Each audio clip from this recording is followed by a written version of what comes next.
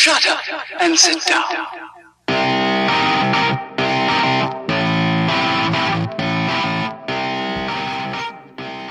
Hey everybody. Hey guys. I'm so excited to be with you. We are sitting in a beautiful office. I have just cleaned it. Yeah, that is a big deal. It's a big deal. It's a miracle. It is. It's beautifully when it's clean. You can actually see the floors. I know. And I can see the top bills. I said the top of your desk. Yeah. You can see that too. Well, we don't want to talk about bills and all sorts of like work things like cleaning. Let's talk about something fun today. One of the things that is on my mind is a Padgett family saying of ours that's something I think that everyone will like. It's this: you can't outgive God. You can't outgive God. That is a saying that's been with us probably for as long as we've had kids.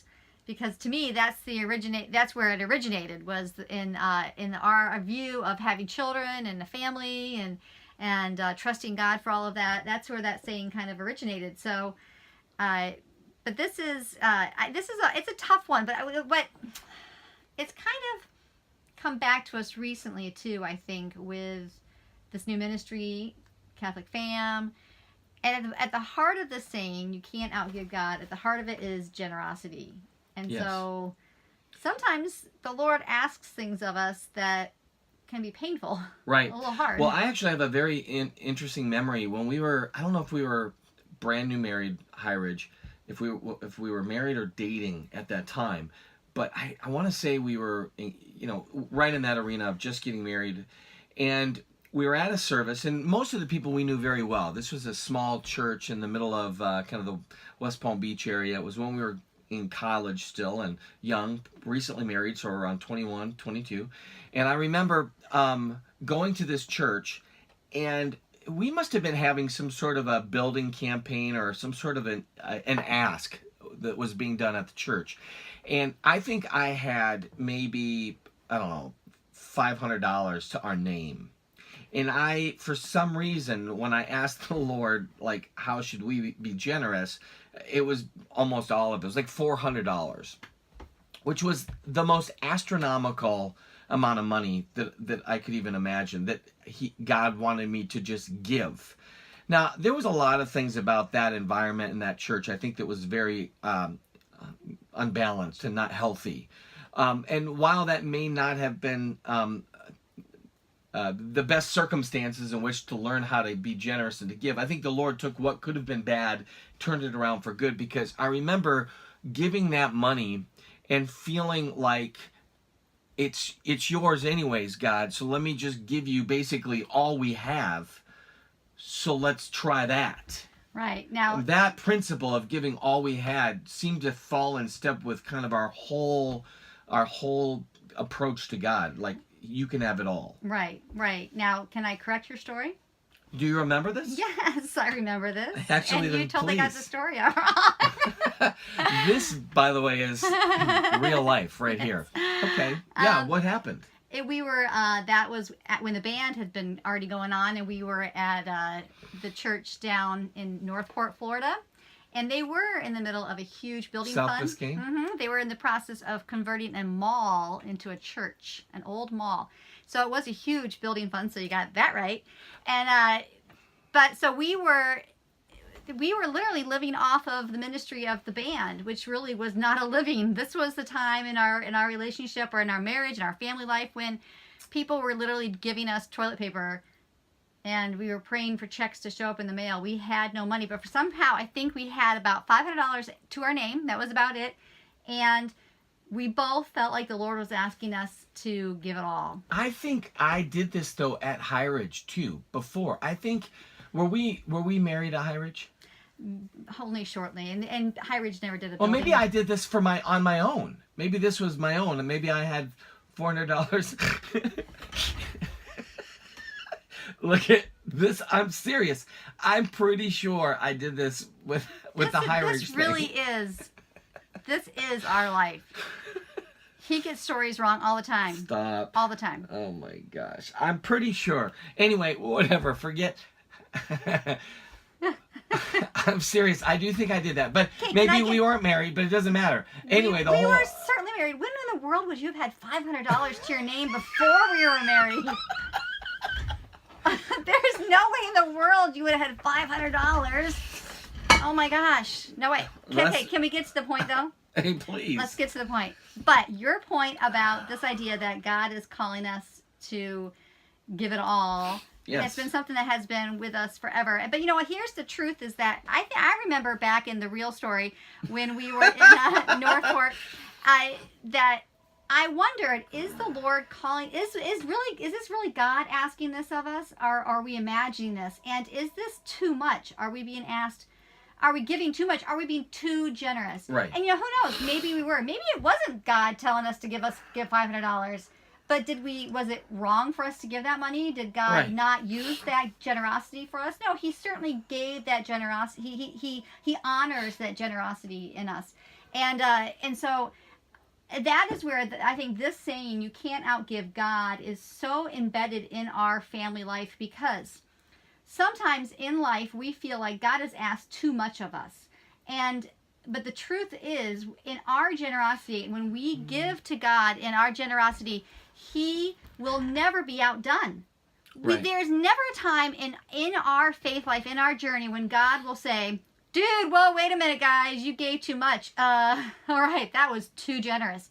He didn't look at us and go, hey, you guys are idiots. I didn't tell you to give $500. Now you're going to be suffering for a whole month. You know, he never thought that we were too generous. He will always meet all of our generosity, with his generosity, which is boundless. Right. Now, so what's interesting, though, is if I think back on some of these times with my distorted memories, most of the time when you hear about the idea of generosity, it is connected to money, though. Absolutely. And so I kind of felt like when we were going to do this talk that there needed to be an articulation of balance. So what I mean by this is, when I would think about some of the televangelists and some of the people who would ask for money, you have these senior adults basically emptying all savings accounts and giving to these like shysters who basically were, ripping money off of people who were defenseless, and it's a really sad state of affairs. I always, even in my public ministry, hesitated to ask for people to donate and give money, even though I knew that we were a worthy ministry. I just thought, I'm not gonna ask, because I didn't want to be like those people who distorted the ask, if you will. But what's interesting to me, though, financially being generous is important, and there are people out there who have that gift, and thanks be to God for those people. We would love to talk to you. But I think ultimately the vast majority of the people that we run into, you're probably a lot like us, where whether you have a few kids or you're empty nesters, but I mean the money has gone to use to basically live and do the best you can for the people in your life, providing for them and caring for them and trying to bless them. It's not like we all sit around with surpluses with multiple homes and all of that. What's interesting, though, is that most of the people, while they can't give sacrificially, financially, like some others, what they can do, what we all can do, is we can give what it is that we have to give. And that idea of giving what you have and giving it sacrificially reminds me of the story where the woman, right, anoints Jesus' feet with the tears, breaks the alabaster jar of perfume, and basically it's considered a waste. And that's what I've been thinking about for a while, because I'm working on a book called The Beauty of Waste.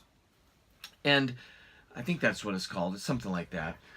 The point is that a lot of times the world can say, what a waste to give your money to a ministry, to a church. What a waste to give your gifts and talents to people in that fashion. You could be rich. You could be far more this, that, and the other. But when you decide to give generously to God, whether it's your time, your gifts, your talents, all of the above is what I think it should be, the reality is that the world changes because of that kind of generosity, because that kind of generosity bespeaks a God who is generous. Yes, he is generous. You can't outgive his generosity. Amen. He will always meet our generosity, whether it's financial or through our time and our effort or our very body. He will always meet our generosity with generosity. So for me, this saying, where it really originated was in the area of babies and fertility. When we early on decided that we were going to trust God with our fertility and just kind of, we figured, the Lord here every day, he makes this beautiful world. He makes a new creation every day, and he knows me better than anybody else knows me. He knows what I can handle. He knows what I'm capable of and not capable of, and he knows how many kids I should have. And that's a very radical position, very radical. And we were not Catholic at the time, but the idea of giving God that, trusting God with that type of generosity. Here, Lord, I'm going to give you my body, and in the sense of a pregnancy and baby and nursing, as often as you want that to be the case, for the most part, that kind of generosity is painful for me. It was very painful for me to be generous that way. But the Lord, over and over again, I just felt him say, you can't outgive me. You will never, ever hit a place where your generosity will overpass my generosity. And of course, as hard as having a large family is, and the wear and tear on a body with pregnancies and nursing and all that goes along with that, of course, we're so blessed by our family, our children, and he has always been super generous. I would like to have a new car. Sometimes I would like his generosity to show up in a little different ways. But he's always met our generosity. I wonder what it is for you. How does that phrase kind of resonate with you? What comes to your mind? You can't outgive God. What does that mean for you? It's an interesting thing for me, because for some people that might mean, okay, I've been praying about the idea of maybe helping out at the youth group. I'm going to maybe do that now. Or maybe it's, I wanted to spend a day every single week with my kids, taking them out on a date, whatever. There's a lot of different things that you can do to be generous. And so I don't want you to get locked into the idea that it means you have to have 1 million kids, or that you have to give all the money that you have. Those are just two ways that for us, over the years, we've seen the Lord say, okay, if you're gonna be generous in that fashion, then let me bless you in this way. And that's so this is the interesting and fascinating thing for it. If you actually said, Lord, I give you, and then you're going to be generous with something, the reality is that he will bless you tenfold back, far more than you can imagine. But it's not always apples for apples. It's possible that he gives, right, I don't know, something far more valuable. You've seen that picture, that meme where the little girl, or I hate this actually, where she has a little teddy bear, and the sketched out Jesus has got, like as in drawn, not sketchy as in bad, but he's got a big gigantic teddy bear behind and is asking for the little teddy bear. Now, I get the idea, and it's a cool idea, but I kind of also don't like that picture because it's a small child who doesn't understand. And so there's some things about it that I think can be a little manipulative and weird, and that's just me obsessive compulsing right before your very eyes. But the long and the short of it is that I think you need to figure out in your world, like with your family dynamic and your experience, what does that generosity look like? And know that when God blesses you back, it's not always financially. So this is where the distortion happens. You give this amount, God necessarily will give you back that plus some in the same kind of arena. Right. Or that, God, you're generous financially with your money, but yet you're still going to struggle financially. That was our case. We were generous with our money, and yet we still struggled financially. It doesn't mean that, like you said, it comes back to us exactly in the same form that we gave it. Right. But the other distortion, if you have the one distortion, which is basically manipulation, you can have a sense of distortion when it comes to being a giver, which is more like stingy. And it kind of goes to that story of the talents, which we've talked about before, where there's a sense of fear almost, and you're stingy, and so you don't want to give because you're trying to almost like hoard so that you're taken care of. That reminds me, though, of the story of the manna in the Old Testament, that daily provision that God gave to them to eat. And that they learned basically a habit and a pattern of trusting that God could bless above and beyond what they thought or imagined. Right. Another Bible story that comes to mind as you're talking is the rich young ruler. Yes. And that in that case, he said, he said, what can I do to inherit the kingdom of God? And he said, do these things. And he says, well, I've done all those things. And so Jesus says, then go and sell all that you have and give it to the poor. And that was too much of an ask for him. He walked away. And I think some people look at that and say, well, see, that they relate it to financial, that we have to sell all that we have and give to the poor. But I think what Jesus knew, the wall, he saw the wall in the rich young ruler's heart. He knew what barrier he had that he wasn't willing to give. And that was the ask. The ask was not specifically because God wants money. The ask was because in this case, that guy's heart was blocked by that wall. And that's why Jesus wanted to get through that wall. So the question is, what wall is it for us? What is that wall that the Lord wants to bust through?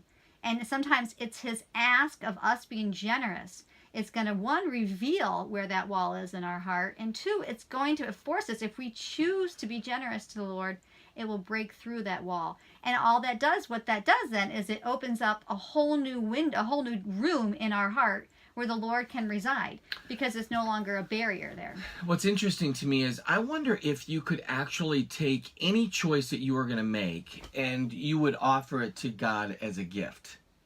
Like that it would be a generous gift. Mm-hmm. Here's an example. Let's say you say in your heart, out of love for you, Lord, I will not eat that dessert today. Okay? And you offer that generous gift. One, I think what's fascinating is that you probably psychologically and physically will feel better from not eating the junk food.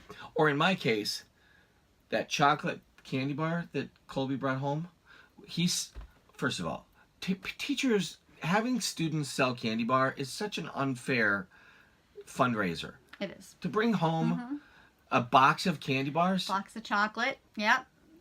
All we do is just say, here, write a check How for much the money box. do you want for the whole box? Yeah, that's basically what teachers know is going to happen. I think they do. I think they know. We come in like 10 pounds fatter. Right. Anyway, but if you gave that, here's this sacrifice.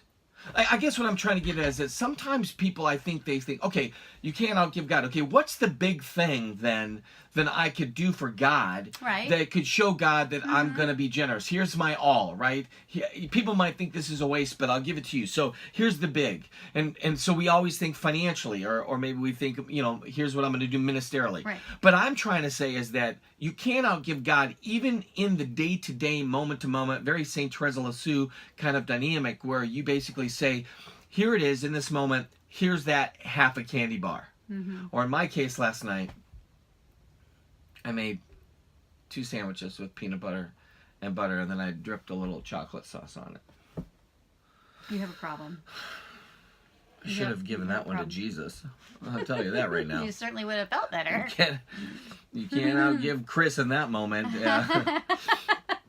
The point is very simple, that each of us, and I think in our walk with Jesus Christ, we're all called to take up our cross daily and to give the entirety of who we are to Jesus for the mission, right? The mission of going into Jerusalem, Judea, and the ends of the earth and sharing the gospel. But I think sometimes this idealized version of what it means to be in terms of ministry and what it means to be generous, we kind of pick a few different areas where we say that's what it is. But I think ultimately it's a lifestyle. It's learning. But here's the secret, and this is really important, is that while I do believe that the Lord will use those moments where we maybe falsely are generous, we're being manipulated, let's say. Right, not falsely generous. Not falsely generous, right. We're being generous, but we've been manipulated into a generosity. It wasn't his asking. Right. I think the Lord still turns it around and blesses it magnificently. And that's why the saying is, you can't outgive God. You can't outgive God. But I think ultimately what it's coming down to is a trust that God's blessing is greater than our greatest sacrifice. Right. So God's blessing is greater than your sacrifice. And if you could believe that and trust that God is that way, then it changes the whole dynamic mentally when it comes to giving. Because otherwise there's a hindrance. Okay, I'm being manipulated, I'm going to be stingy, or basically I'm going to use. But I think your point though too is that the sacrifice doesn't have to be huge, because sometimes we will forego giving those small things because we think, oh, those aren't good enough. I have to be generous with the big things. But like you're saying, it's those small things. Sometimes the small sacrifices are more difficult than the big ones. But it's the constant being generous, even in those small moments, those small gifts of generosity, that, like you said, it's a lifestyle of generosity, a lifestyle of giving to the Lord, that and not to ignore that for the big give. Right. What's interesting is that as Linda struggled with the idea of should we have another kid or not, and I personally was never worried about that. You know what's funny is that I remember thinking in my mind, but what if number 7 baby or number 8 baby, what if that grew up, what if that child grew up and became a great saint, like the next, Saint Maximilian Kolbe, what if? And I kind of felt like that the Lord was inviting us to be open to something radical like that, because that generosity would radically then bless the people of God. And I remember, though, obviously that sacrifice was nothing for me compared to you. Although, the weight and worry of how can we provide for and take care of children, and here's another mouth to be fed and encouraged and to be given soap to. Anyway. But I think ultimately, yes, it's that I think in our life, personally, our personal relationship, our marriage, our family, that we have practiced extreme generosity at times. Yeah. Not that we have perfected generosity, because we're both very selfish and stingy people still too, but and the Lord has asked things of me still that I am hesitant to give. I don't know if I'm willing to go that far, but like what is an example of that? I'm not going to talk about all that now. I'm not going to reveal the deep, dark secrets of my heart right now. We'll do that on another podcast. But but that for us, we have practiced extreme generosity at times, but generosity doesn't have to be extreme with those big things. It's extreme even in the small things. Yeah. Ultimately, God is calling us to generosity. And because why do we need to be generous? Because it changes us and it changes the world, and it makes us more in the image of Christ, who is pure generosity. And so we can never outgive him. He will always meet our gifts with equal or better than what we give.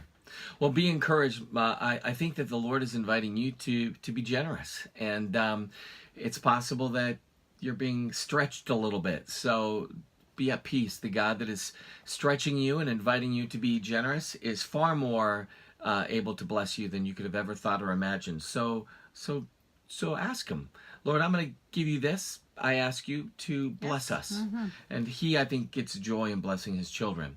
So you can't outgive God. Linda and I, we love doing what we do. If you want to be a part of our ministry and a part of what we're doing, we would love to have you join and collaborate with us a little bit. Send a little note to Linda at catholicfam.org if you'd like to be a part of what we're doing. Maybe you have a gift with graphics, or maybe you have a gift with praying, and you want to pray for our ministry. Linda can get you a list of the things that we're asking for people to pray for us on. Maybe you're great with finances and you want to be a blessing financially. What we're saying is that we know that this mission of reaching families and marriages is the Mount Everest of ministry. It's just never ending in terms of its reach and possibility. We can't do it alone. And so here's an ask. I'm going to do this. I don't hardly ever do this. You know this about me. But if you want to be a part of our ministry, we are a 501c3 ministry. It's legit. We want to do everything we can to touch the lives of people in a very positive way during a time of deep hurt and deep need. So join us. Please be a part of our ministry, prayer, finances, gifts, talents, whatever it is. And maybe your generosity helps to reach countless people. And that would be a great thing at the end, because I know that kind of generosity cannot be outdone by a God of generosity. So many blessings to you. Thanks.